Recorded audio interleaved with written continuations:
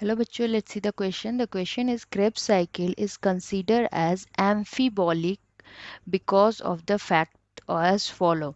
So इस question में हमें पता करना है कि क्रेब्स साइकिल को एम्फीबॉलिक क्यों कहा जाता है। उसके कुछ ऑप्शंस में हमें रीज़न दिए हुए हैं, हमें करेक्ट ऑप्शन सेलेक्ट करना है। तो सबसे पहले हम देखते हैं इस क्वेश्चन का जो की कॉन्सेप्ट है, एम्फीबॉलिक क्या है। एम्फीबॉलिक पाथवे क्या होता है। एम्फीबॉलिक पाथवे, एम्फीबॉलिक पाथवे उस तरह का रिएक्शन होता है जिसमें एनाबॉलिक और कैटाबॉलिक रिएक्शन बोथ हो। Anabolic, anabolic and catabolic reaction both हो।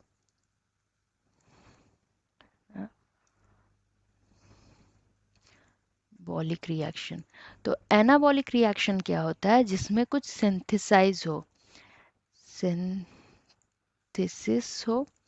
और कैटाबॉलिक रिएक्शन वो रिएक्शन होता है जिसमें ब्रेकडाउन और डाइजेशन हो। डाइजेशन, डाइजेशन और डिग्रेडेशन हो, मतलब ब्रेक करे, उसको कैटाबॉलिक रिएक्शन कहते हैं। तो हम देखते हैं कि हमारा जो क्रेब्स साइकिल है, Krebs cycle, Krebs cycle, Krebs cycle क्या है। प्लांट रेस्पिरेशन और एनिमल रेस्पिरेशन का एक पार्ट है जिसमें huge amount of energy release होता है। तो इस प्रोसेस में क्या होता है, acetyl, acetyl coenzyme A break करके क्या बनाता है हमारा, CO2 and water plus energy. तो ये हमारा हो रहा कैटाबॉलिक रिएक्शन को सेटिस्फाइड कर रहा, तो ये कैटाबॉलिक रिएक्शन है। अब हम देखते हैं कि एनाबॉलिक रिएक्शन कैसे है जिसकी वजह से ये क्रेब्स साइकिल एम्फीबॉलिक रिएक्शन हो। तो क्रेब्स साइकिल में डिफरेंट सब्सटेंस बनते हैं इन रिएक्शंस में, जैसे साइट्रेट, साइट्रेट जो कि हमारे फैटी एसिड के सिंथेसिस का सबस्ट्रेट है। साइट्रेट से हमारा बना फैटी एसिड।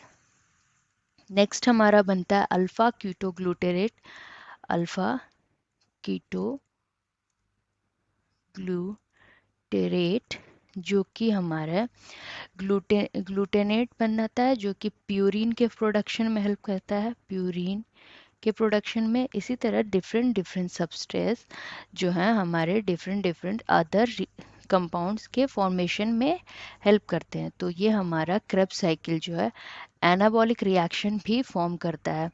तो ये हमारा क्रेब्स साइकिल हो गया एम्फीबॉलिक रिएक्शन। अब हम अपने ऑप्शंस की तरफ मूव करते हैं।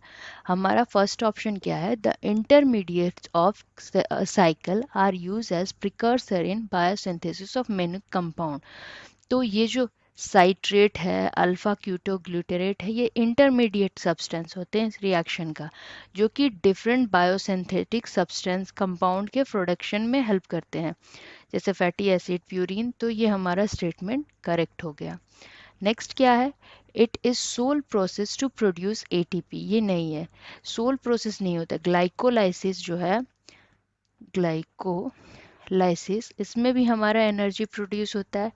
लिंक रिएक्शन जो होता है, लिंक रिएक्शन जिसमें पायरुवेट, ग्लाइकोलाइसिस का जो एंड प्रोडक्ट पायरुवेट, उसको एसिटाइल कोएंजाइम ए में कन्वर्ट करते हैं, इस रिएक्शन में भी हमारा ATP प्रोड्यूस होता है।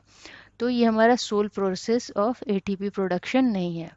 थर्ड क्या है, it is oxidized of acetyl coenzyme A into oxygen and water. तो एसिटाइल कोएंजाइम ए को ये कार्बन डाइऑक्साइड और ऑक्सीजन में, वाटर में ब्रेक करता है, जो कि इसका कैटाबॉलिक रिएक्शन है। तो ये भी सही है। तो ये हमारा फर्स्ट स्टेटमेंट एनाबॉलिक फेज को शो कर रहा, थर्ड स्टेटमेंट हमारा कैटाबॉलिक फेज को शो कर रहा। तो हमारा फर्स्ट और थर्ड ऑप्शन दोनों करेक्ट है, जो कि हमारे ऑप्शन डी में दिया हुआ है। A and C are both correct. I hope this solution will help you. Best of luck and thank you.